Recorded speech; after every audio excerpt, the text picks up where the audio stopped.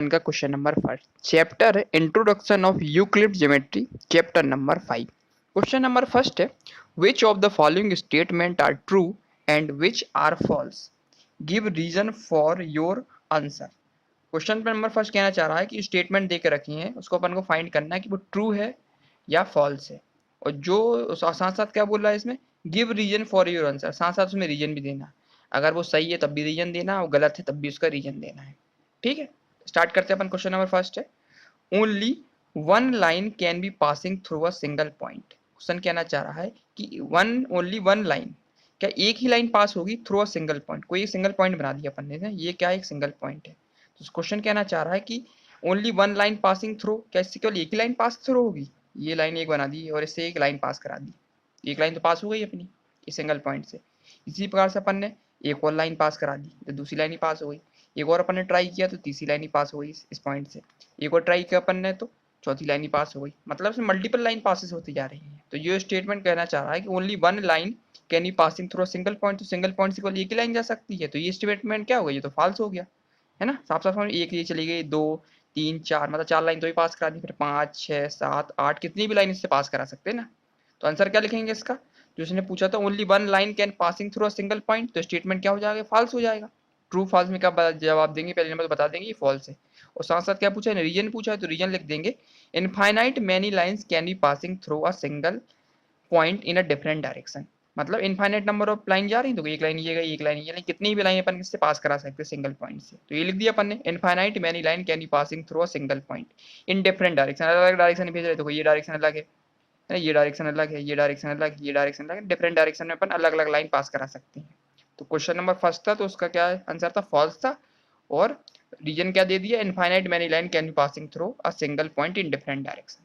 ठीक है, अब करते हैं इसका question number second. Question number second देके रखा हुआ है there are an infinite number of line which pass through two distinct point। Question कहना चाह रहा है कि there are an infinite number of line, क्या infinite number of line which passing through to distinct point, मतलब to distinct point देके रखे, एक पॉइंट ये देके रखा है दूसरा पॉइंट ये देके रखा हुआ है। उसने पूछ रहा है कि there are infinite number of line, क्या इसमें इनफाइनाइट नंबर ऑफ लाइन बना सकते हैं इन दोनों पॉइंट के बीच में।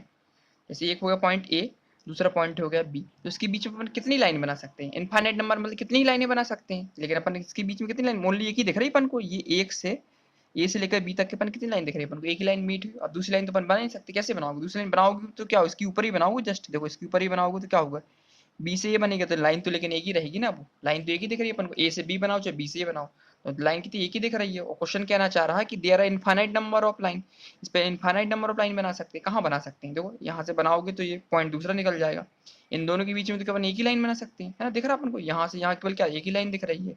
तो आंसर ये वाला स्टेटमेंट क्या हो जाएगा, जो स्टेटमेंट देके रखा है इसमें क्वेश्चन पूछा तो ये फॉल्स हो जाएगा, नहीं हो जाएगा। क्यों, क्योंकि अपन एक ही लाइन पास करा सकते हैं और क्वेश्चन कहना चाह रहा है कि अपन infinite number of line pass करा सकते हैं। तो रीजन लिख देंगे through two distinct point only one line can pass, दो पॉइंट के बीच में केवल अपन एक लाइन ही पास करा सकते हैं। देखो ए से बी दो पॉइंट बना लिए, इसके बीच में अपन लाइन पास कराई तो एक ही लाइन दिख रही है ना, ए से बी तक या बी से ए तक, लाइन तो एक ही मानी जाएगी, वो केवल एक ही लाइन अपन पास करा सकते हैं। और क्वेश्चन कहना चाह रहा है कि इनफाइनाइट नंबर लाइन पास करा सकते हैं, तो ये स्टेटमेंट क्या होगा अपना, फॉल्स हो गया। तो क्वेश्चन ये था कि ये दो पॉइंट अगर यदि आ जाते हैं तो उनके बीच में अपन केवल एक ही लाइन पास करा सकते हैं। ठीक है, तो क्वेश्चन नंबर सेकंड अपना कंप्लीट हो गया। अब करते हैं question number third. Question number third है a terminating line can be producing indefinitely on both side। अब क्वेश्चन कहना चाह रहा है कि टर्मिनेटिंग लाइन है, मतलब एक लाइन दे के रखी, ये पॉइंट ए हो गया और ये पॉइंट बी हो गया। ठीक है, और इस पर अपन ने क्या एक लाइन बना दी, ये लाइन कैसी है, टर्मिनेटिंग लाइन, मतलब ये पूरी तरह स्टॉप हो चुकी है ना, टर्मिनेटिंग लाइन, इससे आगे नहीं बढ़ाई अपन ने, इसे टर्मिनेटिंग लाइन बोलते हैं। पूरा can be produce indefinitely on both side, मतलब इसको अपन कितना ही आगे बढ़ा सकते हैं, बिल्कुल आगे बढ़ा सकते हैं। देखो बी पॉइंट से अपन इसको कितना ही आगे बढ़ा सकते, बढ़ा रहा है। इसी प्रकार से ए पॉइंट पे भी अपन इसको कितना ही बढ़ा सकते हैं आगे ना, इनफाइनाइटली पॉइंट तक बढ़ा सकते हैं आगे। तो ये स्टेटमेंट क्या हो जाएगा अपना, ट्रू हो जाएगा, है ना, क्योंकि एक टर्मिनेटिंग लाइन को अपन कितना ही आगे बढ़ा सकते हैं।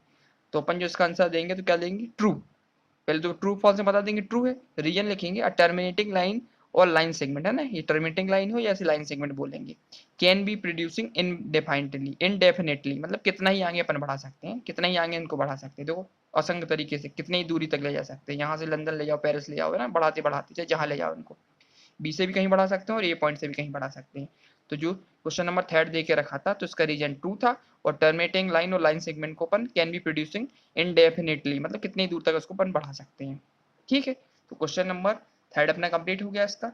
अब करते हैं इसका क्वेश्चन नंबर फोर्थ। फोर्थ देख रहा है, if two circle are equal then these radius are equal. अगर दो सर्किल इक्वल दे के रखे हैं तो उनकी रेडियस भी इक्वल होगी, बिल्कुल इक्वल होगी। यदि सर्कल दे के रखा है, जैसे ये सर्कल दे के रखा, इसकी रेडियस ले ली अपन ने कितनी 2 मीटर का, और बना दिया अपन ने एक सर्किल। ठीक है, ये सर्किल बन गया अपना। इसी प्रकार से एक और सर्किल बनाया 3 मीटर का, ऐसा बनाया, और एक और सर्किल बना दिया अपन ने। ठीक है, सर्कल बना दिया रेडियस से अपन ने, किसी भी रेडियस पे।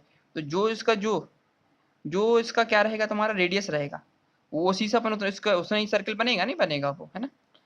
If two circle are equal, दो सर्किल बराबर दे के रखी है, मतलब एक सर्किल ये हो गया, ये सर्किल ये हो गया, तो इनकी जो रेडियस होगी वो भी क्या होगी, बराबर होगी। ठीक है, ये कहना चाह रहा क्वेश्चन में ना। वो सर्किल बना नहीं सकते अपन, ये बताना कि यदि इनकी दोनों की रेडियस बराबर है तो सर्किल होगा वो भी बराबर होगा ना। दो सर्किल बराबर दे के रखे हैं, ये सर्किल इस सर्किल के बराबर है, इसका एरिया यदि 4 दे के रखा है तो इसका एरिया भी 4 दे के रखा है, तो इसकी रेडियस होगी और इसकी रेडियस होगी, दोनों की रेडियस भी बराबर होगी।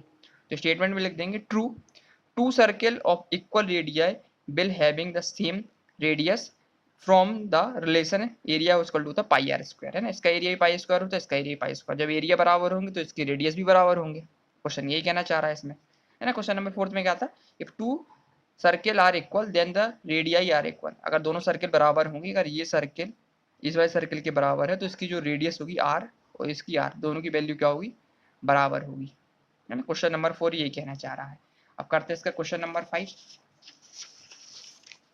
क्वेश्चन नंबर 5 है, in a figure A B equal to P O and A B equal to P Q होना चाहिए यहाँ पे, A B equal to P Q and P Q equal to X Y, then A B equal to X Y. Question कहना चाह रहा है, figure देख रहा है ए बी अगर इसके बराबर है किसके, पी क्यू के बराबर, यदि ए बी अगर 5 सेंटीमीटर है, ठीक है, ये भी क्या होगी 5 सेंटीमीटर मान ली, और पी क्यू भी क्या है, दोनों बराबर है, इसका मतलब ये भी 5 सेंटीमीटर है।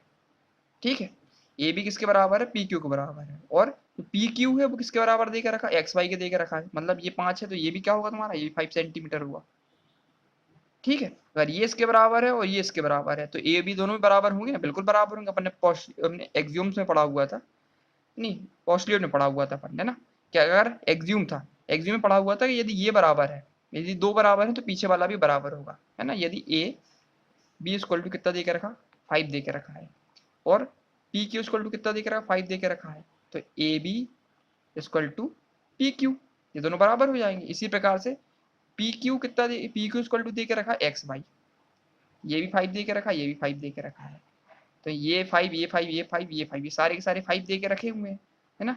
तो इसका मतलब जो ए बी होगा फाइनली किसके बराबर होगा, एक्स वाई के बराबर हो जाएगा।